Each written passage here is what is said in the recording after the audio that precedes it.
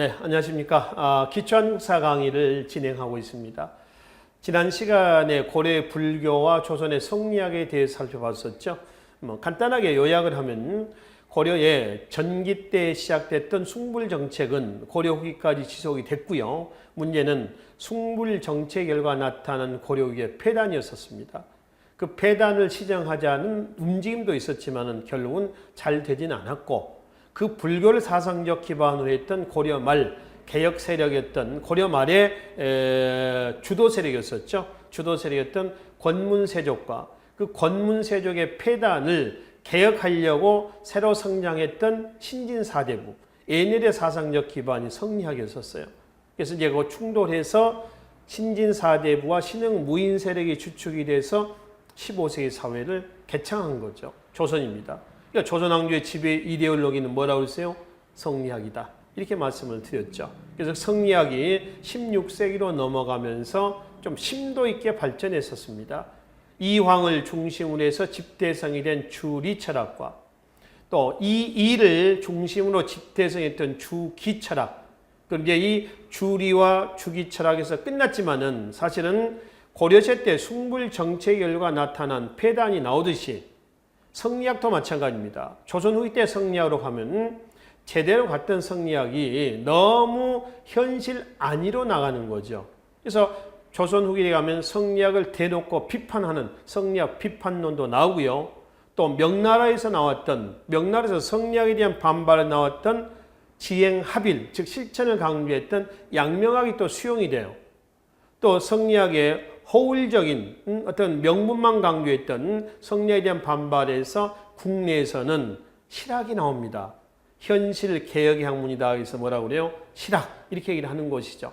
이제 조선 후기 때 양명학, 실학은 따로 보긴 하고요. 일단 우리는 성리학이 가장 정점에 올랐던 주기철학, 주리철학까지만 살펴봤었습니다. 그리고 고려 불교 사상의 동향은 크게 무신정변 이전 고려 전기는 의천의 해동천 태종, 교종이었죠.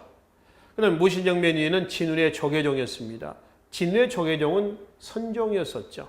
그래서 교종을 중심으로 한 선종의 교단의 통합이었던 천태종과 선종을 중심으로 교종의 교리의 통합이었던, 이거야말로 완벽한 통합이라고 했죠. 진울의 조계종이 양대 사상입니다. 전후기 때 사상이 되는 것이죠. 그래서 더불어서 이제 통일신라의 원효와 의상과 고려 전기의 의천과 후기의 진울, 조선의 이왕과 이 6명의 사상가들은 꼭 기억을 좀 하시라. 이 사람들의 주장이나 저서라든가 이런 내용들을 같이 연계해서 정리를 하시라고 말씀을 드렸습니다. 자, 그러면 이 시간에는 붕당정치에 대해서 이제 살펴보기로 하겠습니다. 이 붕당정치에 대한 부분은 12강에서 훈구사림에서 간단하게 언급을 한번 해드렸었어요. 15세기 사회를 주도했던 훈구 세력에서 16세기 사림으로 넘어가는 과정에서 얘기를 해야 될 부분이 뭐였었던가요? 바로 사화였죠. 무오, 갑자, 기묘을사. 4번에 걸친 사화를 통해서 피해를 본 사림들이 제야로 집거를 했고 제야에 내려와서 다시 서원, 향약, 예약, 보학 등을 통해서 세력을 재축적을 해서 중앙으로 진출해서 권력을 잡았을 때가 누구였었어요? 선조죠. 그래서 선조 때 이조 전랑지라는 관직을 놓고 동인과 서인으로 나눠집니다.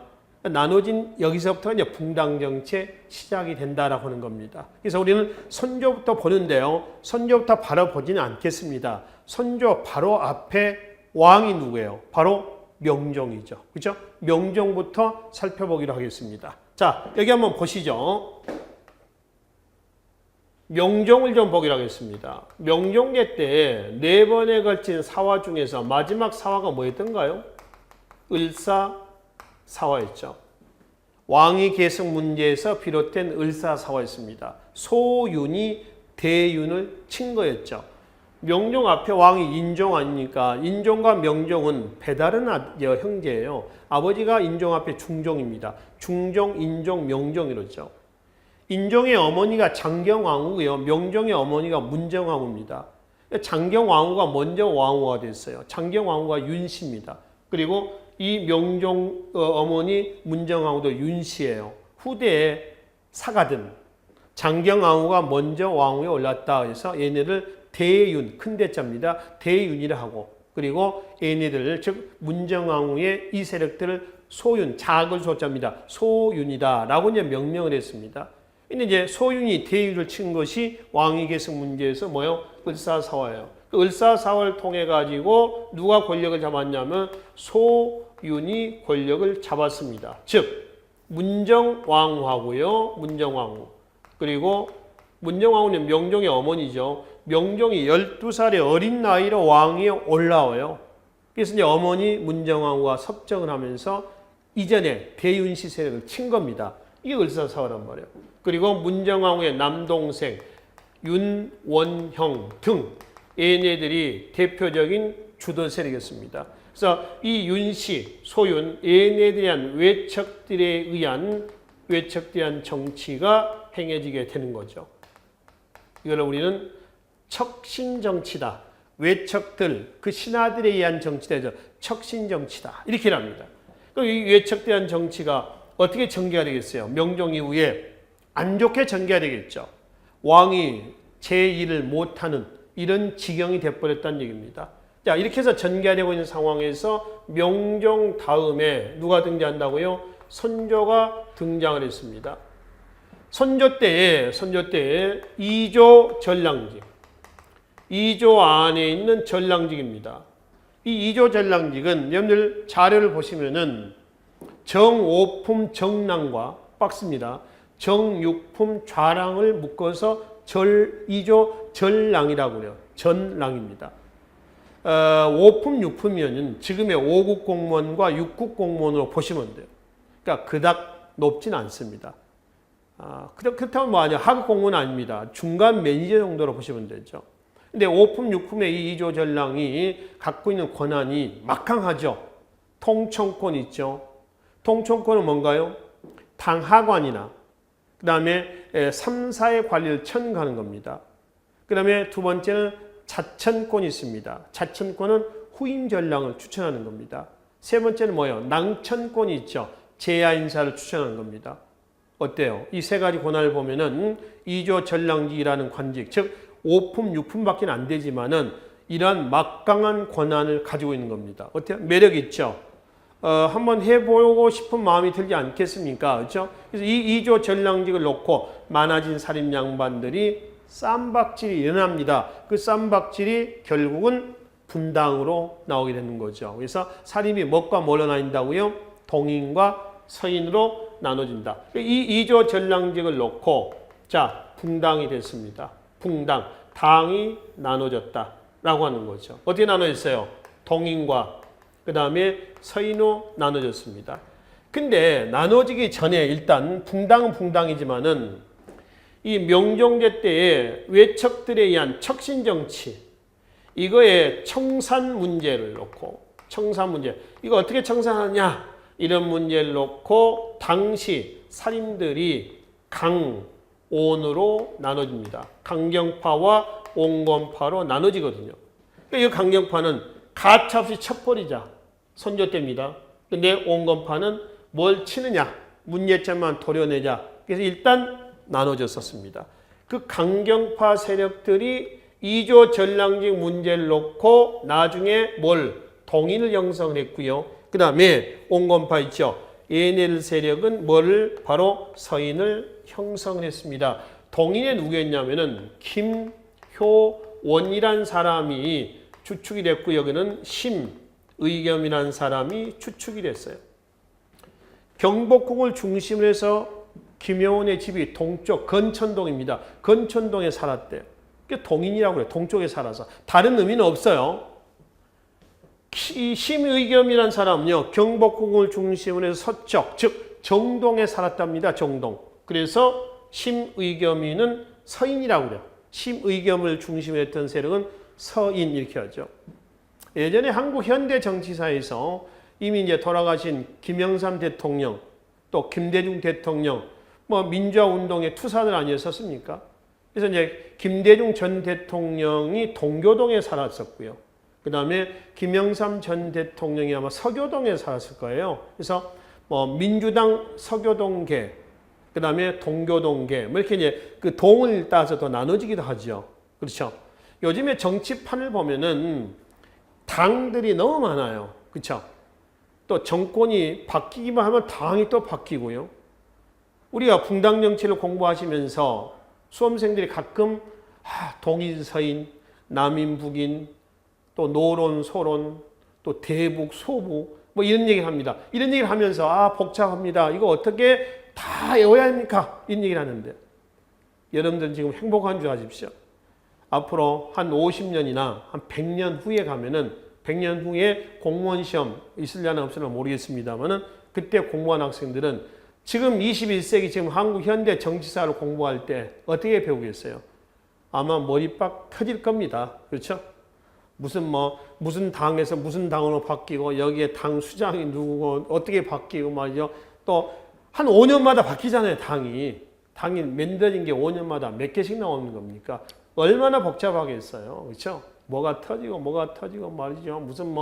이거 어떤 비리 터지고 뭔 방산 비리 터지고 행복하지 마십시오. 자, 그걸 생각하면서 열심히 공부하시라는 겁니다. 아시겠죠?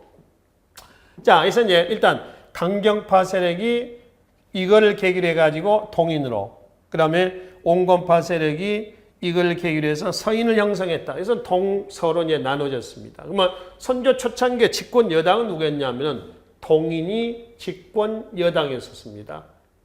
야당은 서인이었습니다. 그리고 얘네들은 서인들이요 스스로 자기네는 우리야말로 정통파 성리학자다라고 자처했던 사람들이에요.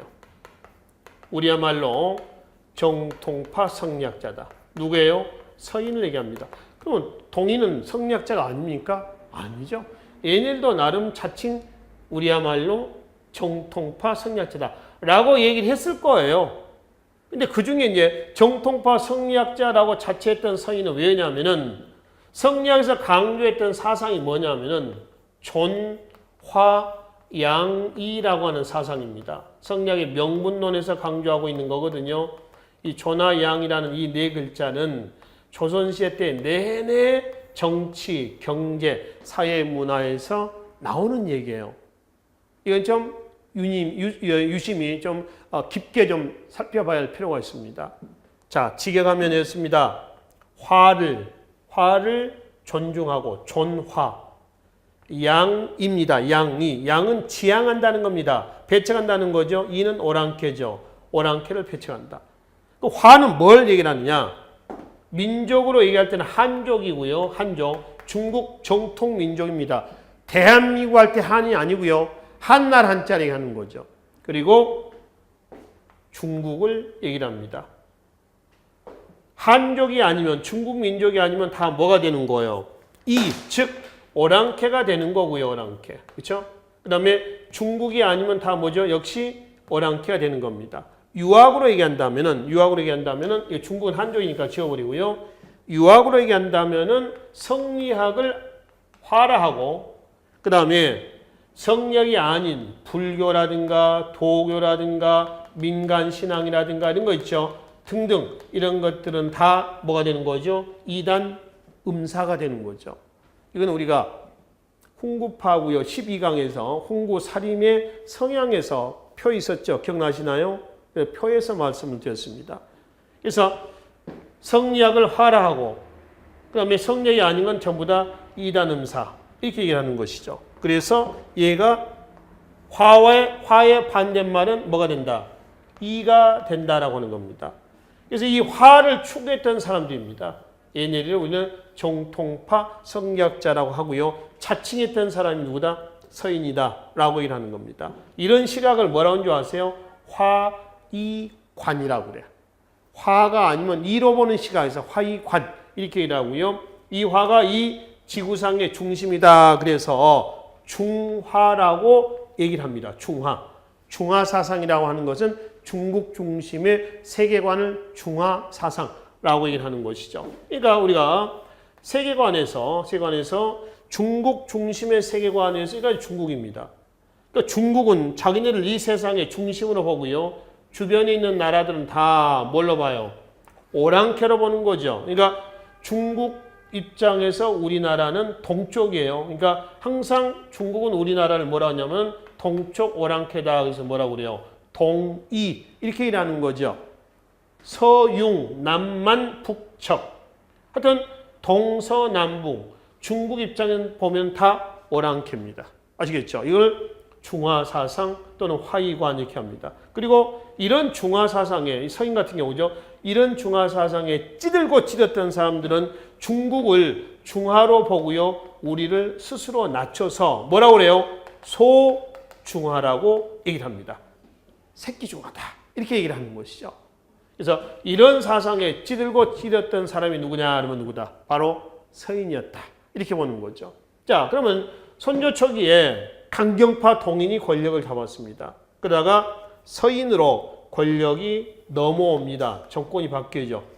일종의 여당에서 요즘 얘기하면 야당으로 바뀌었다 이런 개념이 되는 거죠. 그러면 동인에서 서인으로 넘어오게 된 계기가 된 사건이 뭐냐면은 기축년에 일어난 기축옥사입니다.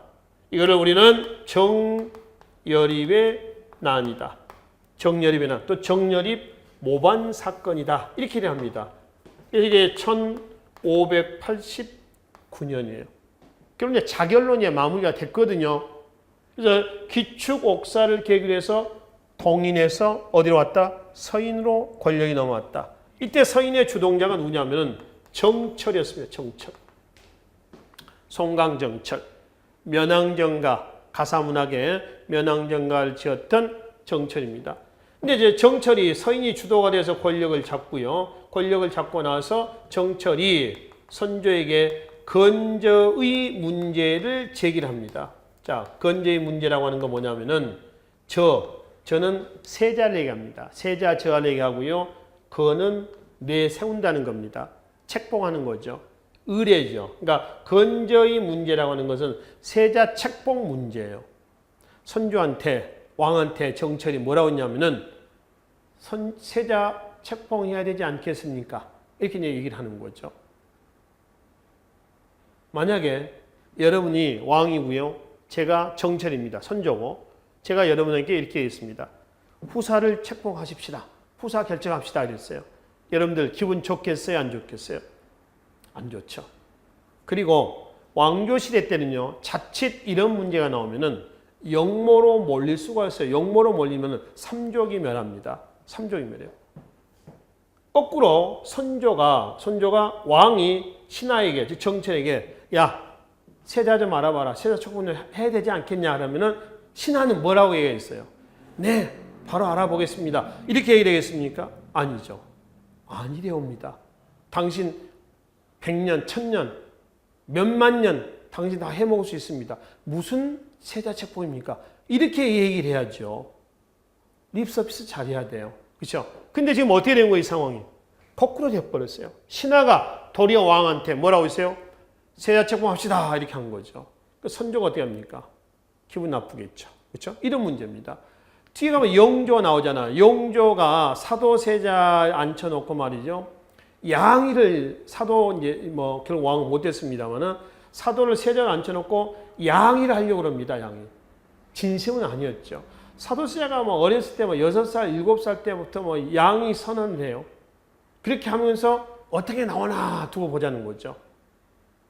본심은 실제로 세자에게 전권을 넘겨주려고 하지는 않았지만 그런 거거든요. 하여튼 밀당입니다. 권력에서 보면. 그래서 정철이 미움을 받는 거 선조예요.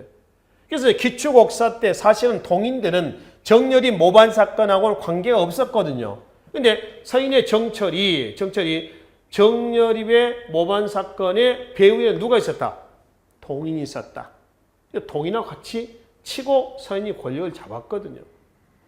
그런 상황에서 정철이 건재의 문제를 제기했다가 선조의 미움을 사니까 이때 동인들이 어떻게 나서겠습니까? 이때다. 그래서 동인이 서인 정철의 처벌 문제를 놓고 강온으로 나눠집니다. 나눠지면서 권력은 다시 동인에서 서인으로 왔다가 어디로 오는 거예요? 동인으로 다시 넘어왔습니다. 선조 때. 그렇죠? 넘어왔죠. 흡사 숙종대 가면은 환국, 정국이 자꾸 바뀌는 현상입니다. 환국과 같은 일이 일어나는 거죠. 그래서 이제 얘네는 서인과 정체를 다 치자는 거고요. 뭘 서인까지 칠 필요가 있느냐? 누구만? 정철만 혼내주자. 이렇죠. 그래서 온으로 나눠있다가 이 세력들이 동인해서 나눠져서 뭘 형성하냐면 북인을 형성하고요. 얘네들이 뭘 형성하냐면 남인을 형성합니다. 그래서 이제 동인에서 북인과 남인으로 나눠지는 거죠. 나중에 숙종대 가면 서인에서 소론과 노로로 또 나눠집니다. 우리가 사색궁당 그러면 남북 노소 사색궁당이라고 얘기를 하죠. 계속 봅니다. 그래서 북인과 남인으로 나눠졌습니다. 그리고 이제 선조 말년에 세자 책봉 과정에서 이 북인이 다시 또 분당이 되죠. 대북과 소북으로 나눠집니다. 자, 여기서 대북은 누구, 소북은 누구냐? 그러면 대북은 누구를? 광해군이죠. 광해군을 세자로 앉히자. 소북은 광해군의 이복 동생이었던 영창대군을 세자로 앉히자. 이렇게 해서 대북과 소북으로 나눠졌습니다. 근데 세자 책봉 문제를 논하는데 남인은 왜 배대가 되고 북인이 주도가 됐느냐라고 하는 겁니다. 아시겠지만은 선조 때에 1592년에서 1598년까지 뭐가 터지죠? 외란이 터집니다. 외란 때에 북인과 남인 중에서 누가 대대적으로 나서 싸웠냐면 북인들이 대대적으로 나가서 의병활동에 가담하면서 싸웠습니다. 홍의장군, 곽재우, 북인입니다. 북인 계열들이 유독 외란 때 의병장으로 많이 나옵니다. 이유는 북인의 성향이 절의와 충절과 을입니다.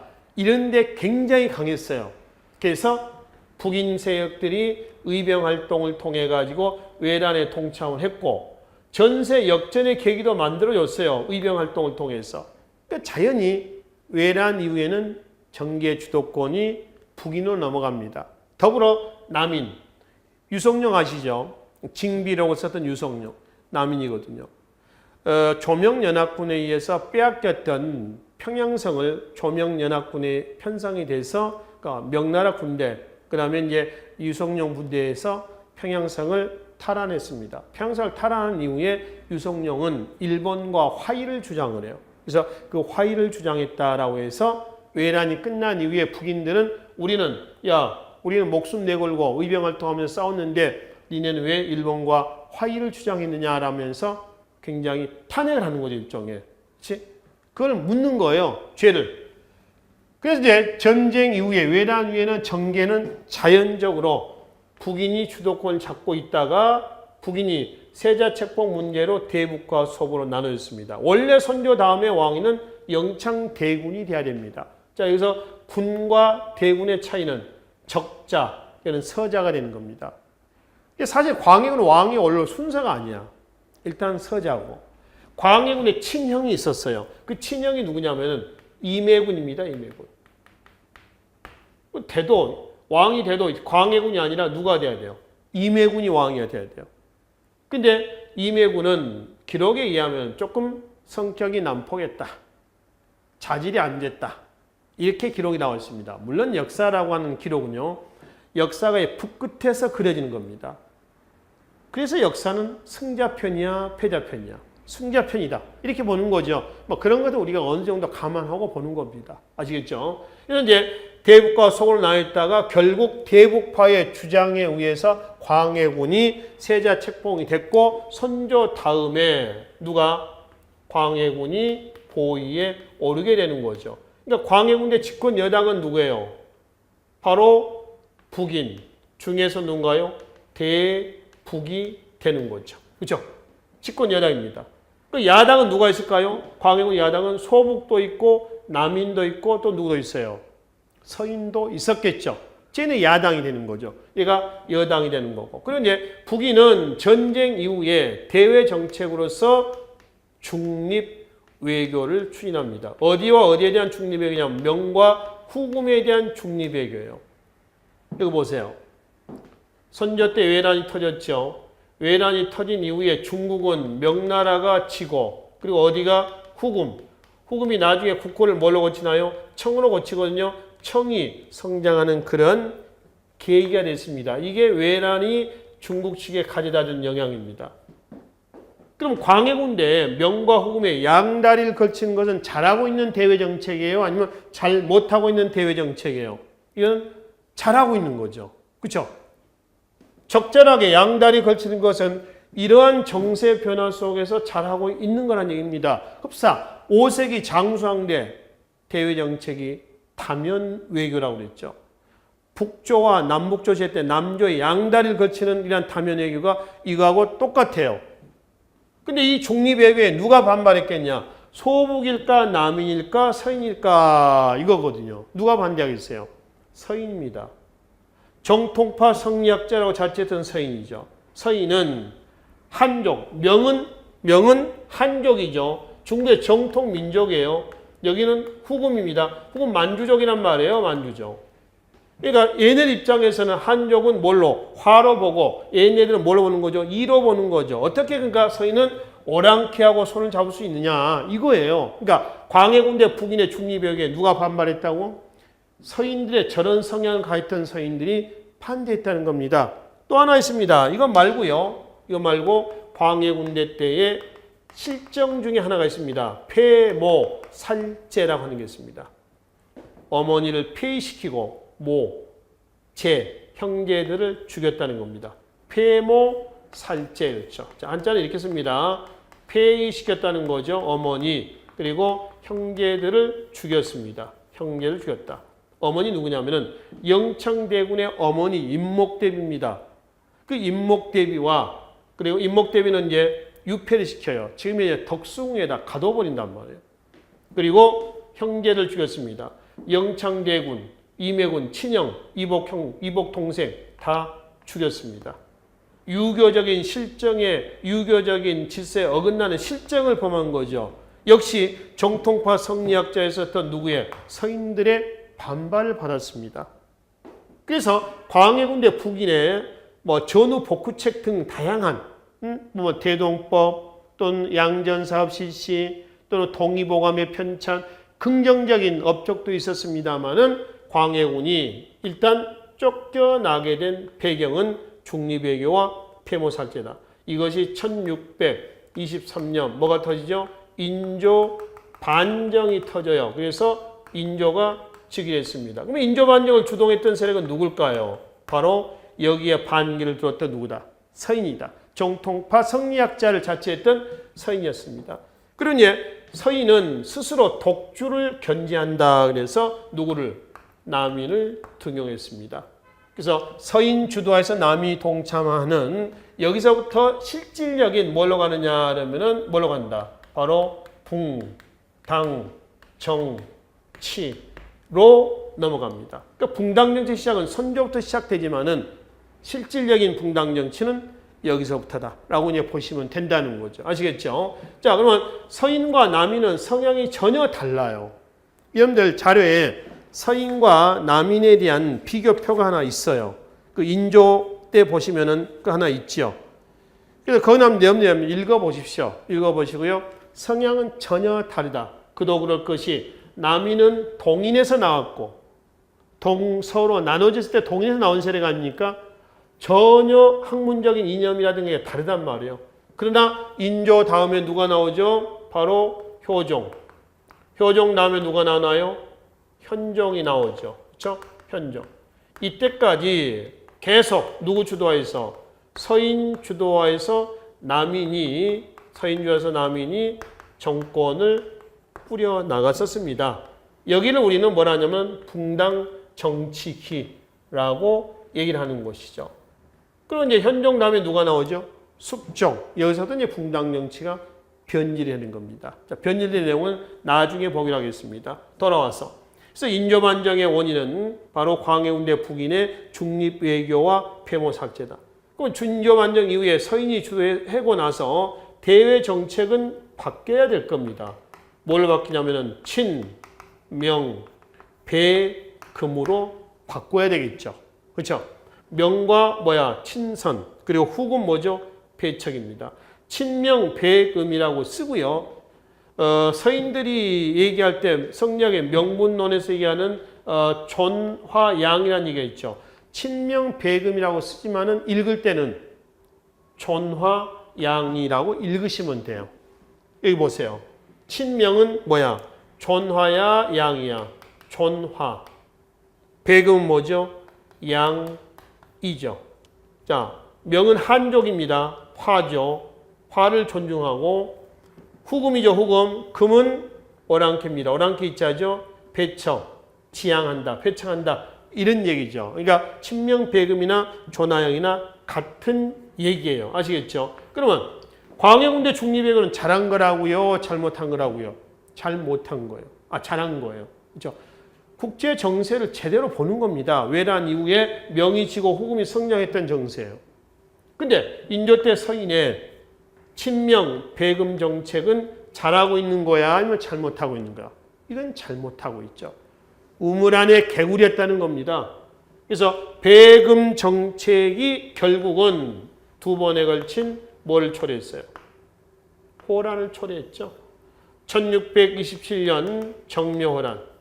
정묘호란의 결과 양국과의 관계는 형제관계가 맺어지고요. 그리고 병자호란 1636년 병자호란 이후에 양국과의 관계는 뭐가? 군신관계가 맺어집니다. 서인은 친명배금 정책 잘못했다가 한번 된통당하는 거죠. 그 호란의 원인, 호란의 책임은 누가 져야 돼요? 서인이 져야죠. 그럼 서인은 호란의 책임을 지려고 그랬습니까? 안 지죠. 그래서 효종, 복림대군입니다. 효종의 둘째 아들이거든요. 효종대 때 서인은 호란의 책임의 화살을 피하기 위해서 효종대 때 청을 정벌하자라고는 뭘 전개하죠? 북벌론을 전개합니다. 북벌. 무슨 얘기냐면 청을 뭐하자? 정벌하자라고 하는 거죠. 우리가 오랑캐에게 우리가 치욕적으로 당했다. 우리 오랑캐를 쳐야 되지 않느냐. 그리고 외날 때 우리를 도와준 명나라 은혜에 보답을 하자. 왜?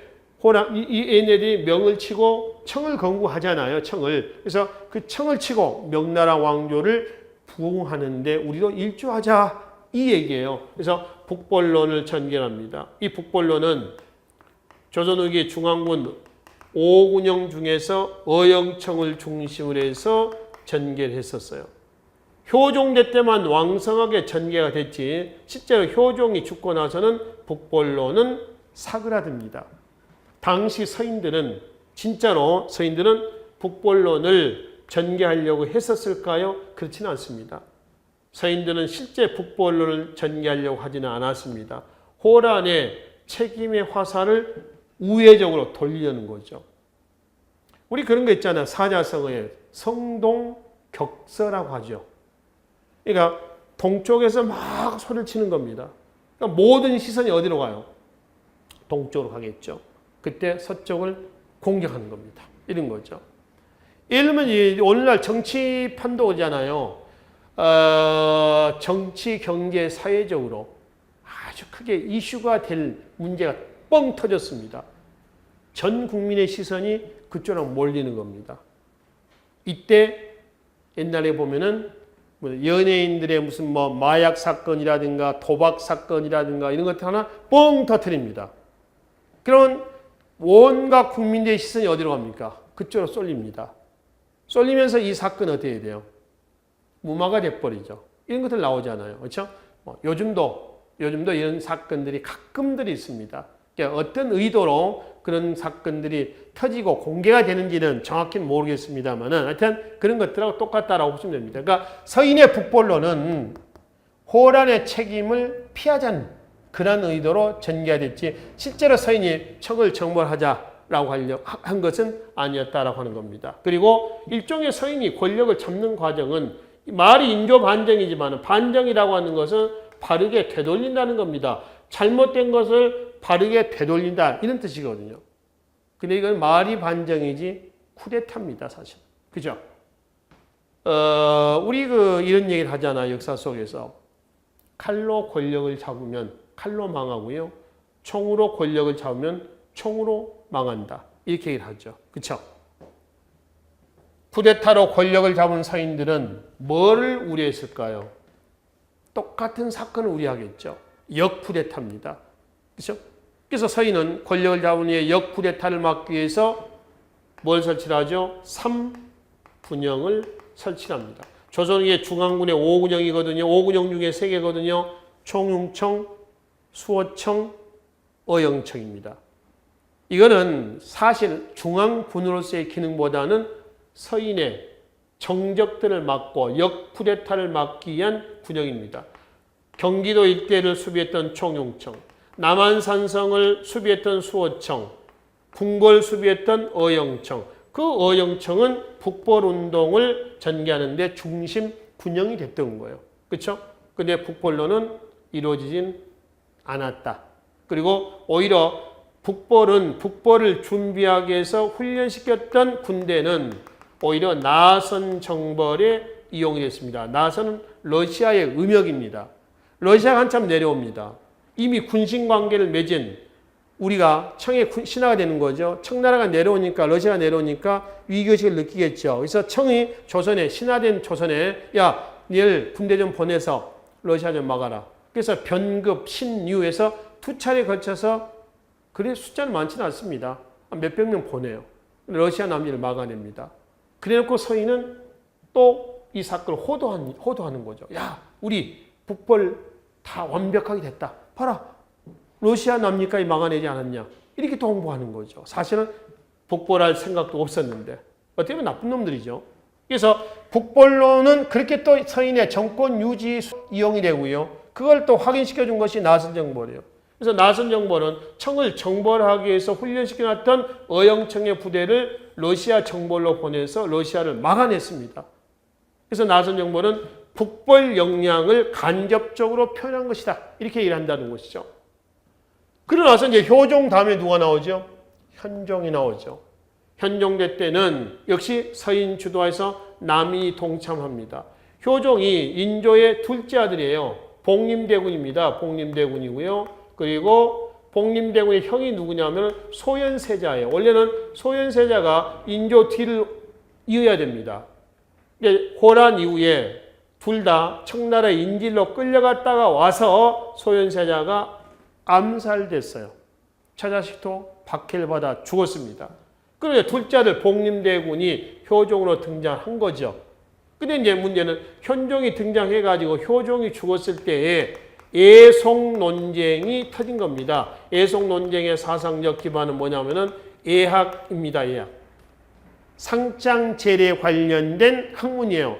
제사 지을 때 절은 몇 번 하고 상복은 몇 년 입어야 되고 또 술은 어떻게 따라야 되고 음식은 어떻게 준비해야 되고 이런 것들을 정리해 놓은 책이 바로 애학이라는 얘기입니다. 그래서 이 두 번에 걸친 애송 논쟁이 나오는데 1차 기해애송과 2차 갑인애송입니다. 기해송은 1659년 기해년이고요. 1674년에 갑인애송입니다. 갑인년에. 기해송은 효종이 죽었을 때 서인과 남인 간의 대립이었고요. 갑인애송은 효종의 부인 인선왕후입니다. 비가 죽었을 때의 역시 서인과 남인 간의 논쟁이었었어요. 원래 예학에서 왕이 죽잖아요. 왕이 죽으면은 3년 상복을 입습니다. 3년 상을 치르고요. 왕비가 죽잖아요. 그러면은 1년 상을 입습니다. 1년 상복을 입어요. 근데 현종대 때 효종이 죽었을 때 효종의 계모가 있었어요. 계모가 누구냐면 자의대비입니다. 조씨여서 조대비라고 하는데요. 자의대비의 상복은 효종이 죽었을 때 몇 년 입어야 돼요? 3년을 입어야 돼요. 효종의 비가 죽었을 때 1년 입어야 됩니다. 근데 정통파 성리학자를 자처했던 서인은 기해송 때 효종이 죽었을 때 1년 상복을 주장을 했고요. 1년 상. 남인은 3년 상을 입어야 된다. 이렇게 주장합니다. 그래서 서인이 오히려 3년을 주장해야 되는데 왜 1년을 주장했느냐 하면 서인 입장에서는 명분론에 근거해가지고 효종은 장남이다 차남이다. 차남인데 무슨 3년이냐? 1년만 입히자. 남인은 3년입니다. 남인 3년은 현실론에 입각해서 차남이지만 왕위를 계승했으니까 3년을 입회한다. 이런 주장이죠. 여기서 누구의 주장이 채택됐냐면은 서인의 1년상 주장이 채택이 됐어요. 그리고 난 10여 년 후에 효종의 부인 인사나왕과 죽었을 때 똑같이 서인은 명분에 의해서 자의 대비의 상복 입는 기한 문제를 놓고 1년을 주장했는데 9달을 주장을 하고요. 남인이 1년을 주장을 합니다. 주장 배경은 똑같습니다. 서인은 여전히 명분론을 주장을 했고요. 남인은 현실론을 주장을 하고 있었다라고 하는 것이죠. 그렇죠?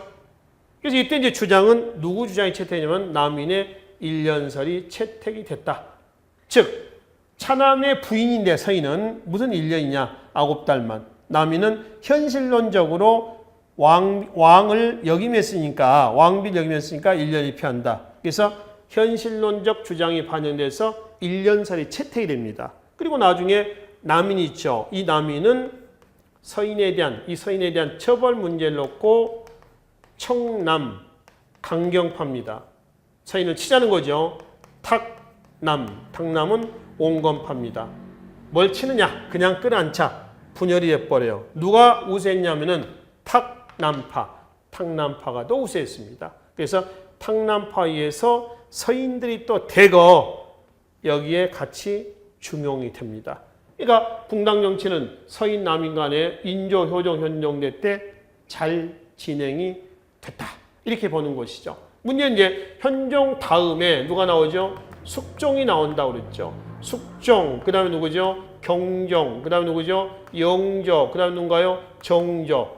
그래서 붕당 정치가 여기서부터는 어떻게 돼요? 변질이 됩니다. 붕당 정치가 변질이 되면서 치료약이 나옵니다. 숙종, 영조, 정조 때에 탕평책이 나와요.